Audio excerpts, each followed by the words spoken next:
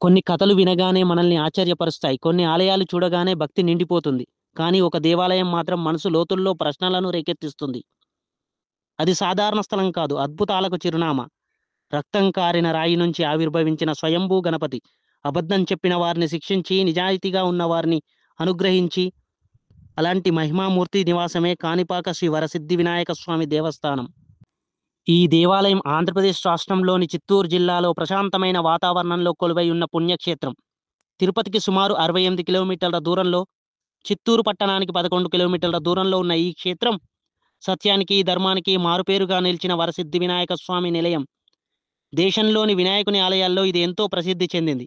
ఇక్కడి వినాయకుడు స్వయంభుగా వెలిశాడు. భక్తుల కోరికలు తీర్చే వరసిద్ధి గణపతిగా పూజలందుకుంటున్న ఈ ఆలయ చరిత్ర గురించి ఇప్పుడు తెలుసుకుందాం. కాణిపాకం ఆలయం వెనుక ఒక అద్భుతమైన పురాణ కథనం ఉంది.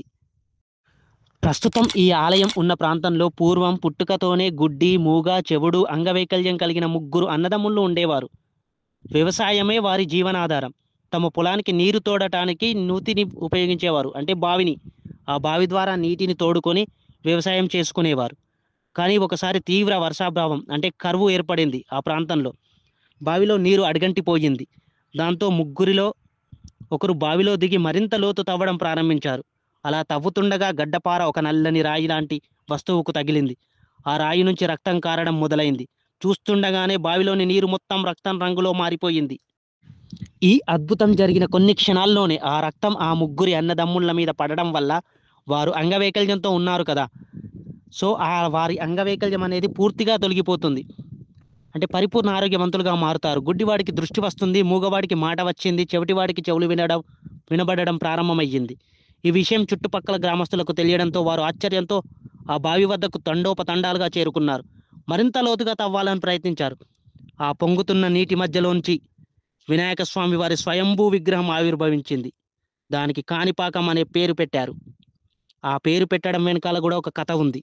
అదేంటో ఇప్పుడు తెలుసుకుందాం. స్వామివారిని దర్శించుకున్న భక్తులు అపార భక్తితో తెచ్చిన కొబ్బరికాయలను విగ్రహానికి కొట్టి అభిషేకం చేశారు. ఆ కొబ్బరి నీరు ప్రవహించి ఒక ఎకరం పొలం మేర పారింది. తమిళంలో ఎకరాన్ని కాణి అంటారు.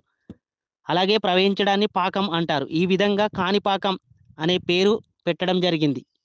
ఈ కాణిపాక గణపతి సజీవమూర్తి అని భక్తులు విశ్వసిస్తుంటారు. ఇక్కడి ప్రధాన విశిష్టత ఏమిటంటే, స్వామివారి విగ్రహం అప్పటి నుండి ఇప్పటి వరకు క్రమంగా పెరుగుతూ ఉంది. దీనికి నిదర్శనంగా 50 సంవత్సరాల క్రితం స్వామివారికి చేయించిన వెండి కవచం ఇప్పుడు సరిపోవడం లేదు. ఈ స్వామి విగ్రహం బావి నీటిలో సగం ఉంటుంది, మరికొంత భాగం పైకి తేలి ఉంటుంది. ఈ దేవాలయాన్ని 11వ శతాబ్దం ప్రారంభంలో చోళరాజు మొదటి కులంతుంగ చోళుడు నిర్మించినట్లుగా చారిత్రక ఆధారాలు చెప్తున్నాయి. తరువాత 1336వ సంవత్సరంలో విజయనగర సంస్థాన చక్రవర్తులు ఈ ఆలయాన్ని అభివృద్ధి చేసి విస్తరించారు. ఇది ద్రావిడ నిర్మాణ శైలికి అద్దం పడుతుంది. కాణిపాకం వినాయకుడిని సత్యప్రమాణ దేవుడు అని కూడా అంటారు. ఇక్కడ న్యాయస్థానం వలె స్వామివారి ముందు ప్రమాణం చేసి తమ నిర్దోషిత్వాన్ని నిరూపించుకునే ఆచారం ఉంటుంది.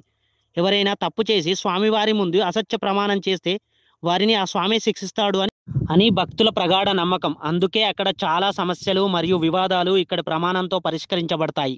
ఈ కాణిపాకం కేవలం వినాయక క్షేత్రంగానే కాకుండా శివ వైష్ణవ క్షేత్రంగాను, వరసిద్ధి వినాయక ఆలయ ప్రాంగణంలోనే మణికంఠేశ్వర స్వామి ఆలయము, వరదరాజ స్వామి ఆలయము, వీరాంజనేయ స్వామి ఆలయాలు కూడా ఉన్నాయి. ఇక్కడ అత్యంత ముఖ్యమైన పండగ వినాయక చవితి. ఆ రోజు నుంచి సుమారుగా 21 రోజుల వరకు వార్షిక బ్రహ్మోత్సవాలు అంగరంగ వైభవంగా జరుగుతాయి. బ్రహ్మోత్సవాల సందర్భంగా స్వామివారిని ప్రతిరోజు వివిధ వాహనాల్లో, అంటే మూషిక వాహనము, గజ వాహనం వంటి వాటిపై అలంకరించి ఊరేగిస్తారు. ఈ ఉత్సవాలను తిలకించడానికి దేశ విదేశాల నుంచి భక్తులు తరలివస్తారు. ఈ కాణిపాక శ్రీ వరసిద్ధి వినాయక స్వామి దేవస్థానం కేవలం ఒక పుణ్యక్షేత్రమే కాదు, అద్భుత మహిమలకు, సత్యానికి నిలువెత్తు నిదర్శనం. ప్రతి భక్తుడు తన జీవితంలో ఒక్కసారైనా దర్శించుకోదగిన దివ్యక్షేత్రం. గణేష్ మహారాజ్కి జై.